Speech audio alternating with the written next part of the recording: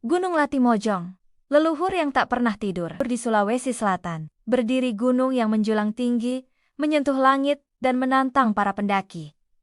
Namanya Gunung Latimojong. Tapi di balik keindahan alamnya, tersimpan kisah tua tentang sumpah, pengkhianatan, dan roh leluhur yang masih menjaga hingga kini. Mereka percaya, Gunung Latimojong bukan sekadar gunung.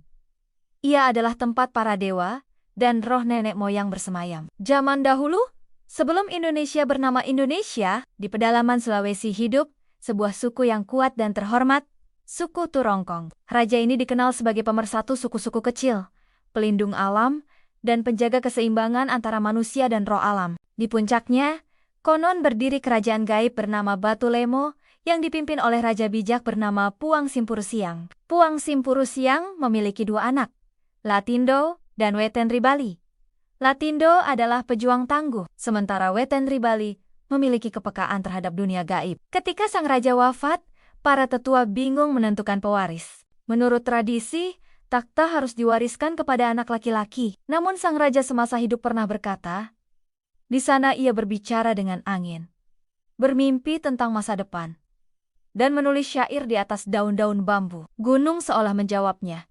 Yang bisa mendengar bisikan gunung, itulah yang pantas memimpin. Dengan pakaian putih dan rambut digerai, ia berdiri di tebing batu, lalu berseru, Weten Ribali sering mendaki ke puncak Latimojong. Sementara, Latindo, walau kuat tak pernah bisa tidur saat berada di dekat puncak. Masyarakat suku Rongkong, Seko, dan Toraja percaya, setiap kali gunung disakiti, ditebangi pohonnya, dirusak tanahnya, maka bencana akan datang. Gunung Latimojong dijuluki Gunung Menolaknya. Namun begitu ia naik tahta, hujan deras mengguyur selama 7 hari 7 malam.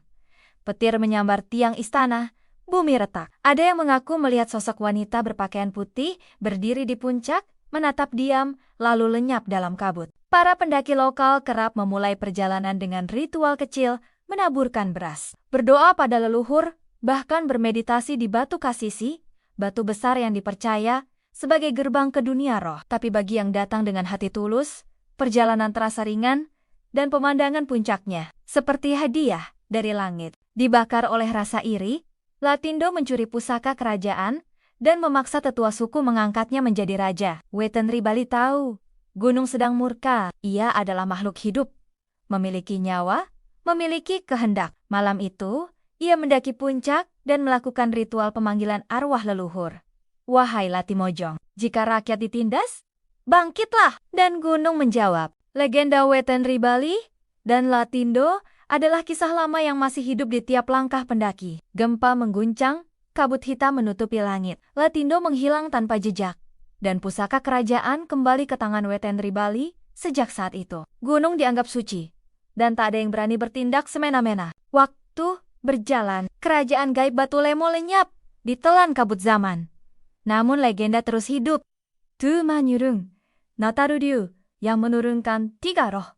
Roh leluhur, roh penjaga, dan roh pengingat. Konon, para pendaki yang tidak menghormati gunung sering tersesat, mengalami mimpi aneh, atau tiba-tiba jatuh sakit. Banyak yang percaya itu adalah Weten Ribali masih menjaga tahtanya hingga kini. Gunung Latimojong bukan sekadar medan pendakian, ia adalah tempat ziarah batin. Pendaki yang sombong dan egois sering mengalami halangan tak terlihat, kompas rusak, kabut turun cepat, jalan tiba-tiba tak dikenali. Hingga kini, masyarakat lokal masih menjaga legenda ini. Bagi mereka, gunung bukan benda mati. Gunung Latimojong bukan hanya tentang fisik, tapi tentang hubungan spiritual antara manusia dan alam. Setiap batu, akar, dan angin yang berembus adalah pengingat bahwa kita hanyalah tamu di tanah leluhur.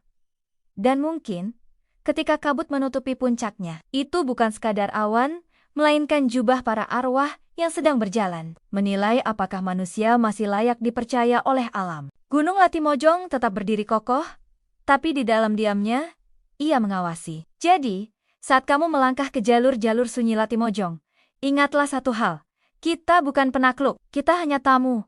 Dan jika kau mendengar angin berbisik, mungkin itu bukan suara alam biasa. Mungkin gunung sedang berbicara padamu. Terima kasih sudah menyimak. Jangan lupa like, subscribe, dan bagikan video ini ke teman-temanmu ya. Sampai jumpa di video berikutnya.